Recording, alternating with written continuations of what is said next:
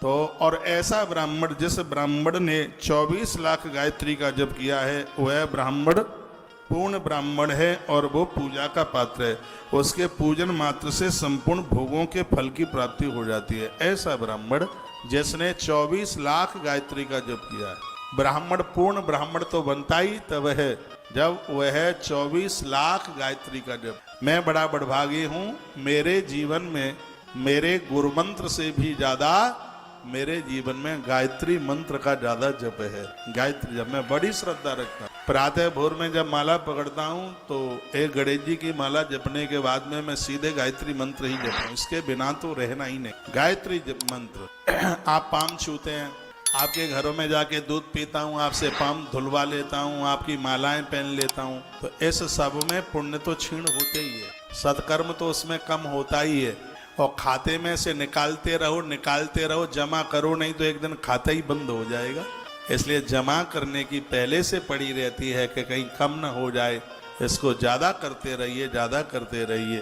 ब्राह्मण के लिए गायत्री बहुत ज़्यादा जरूरी है। गायत्री वह है जो गिरने से बचाती है, उसे गायत्री कहते हैं। जो पतित होने से बचाती है, जो पापों से बचाती है, उसे गायत्री कहते हैं। गायत्री हमेशा पापों से हमारी रक्षा करती। जनेऊ के बिना गायत्री तो नहीं जप सकते, जनेऊ के बिना। हाँ, भोजन करने से पहले स्त्री पुरुष को गायत्री माता का ध्यान करके भोजन करना चाहिए, क्योंकि माँ गायत्री का ध्यान करने से ही जठर में अग्नि प्रज्वलित हो जाती है। और जब जठर में अग्नि प्रज्वलित हो जाती है, उस समय जो खाया जाता है वो शीघ्र पच जाता है। अपने बच्चों को बोलिएगा, हाथ जोड़कर आंख बंद करके जैसे ही भोजन के लिए बैठें उसी समय वेद माता गायत्री माता का ध्यान करें।